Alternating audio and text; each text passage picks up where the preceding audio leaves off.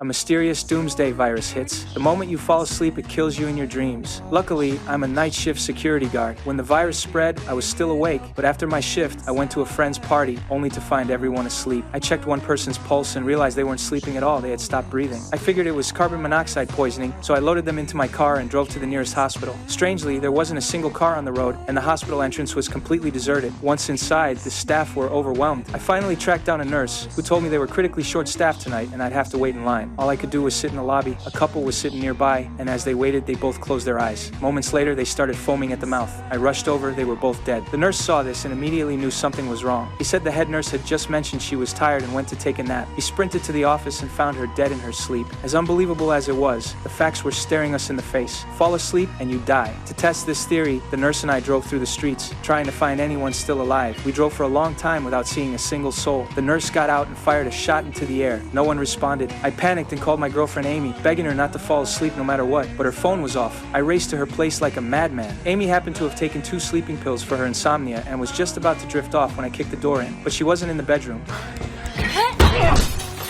She thought someone had broken in. She never expected it to be me. I told her what was happening. Amy immediately ran to the bathroom and shoved her fingers down her throat until she threw up the pills. The 4 of us sat down to figure out a plan. Everyone had been awake for over 24 hours. If we couldn't find a way to neutralize the virus, the prolonged sleep deprivation would drive us insane. To stay alert, we decided to head back to the hospital for stimulants. But when we got back, we heard someone crying for help from one of the rooms. We rushed in and found an elderly woman still alive. She had cancer, and the constant pain had kept her from falling asleep. She'd been calling out all night, but no one came. She said she'd rather be dead. The nurse hurried to get her pain medication. After learning about the virus, the old woman made a decision. She didn't have long to live anyway, so she'd offer herself as a test subject to see if we could find a way to beat it.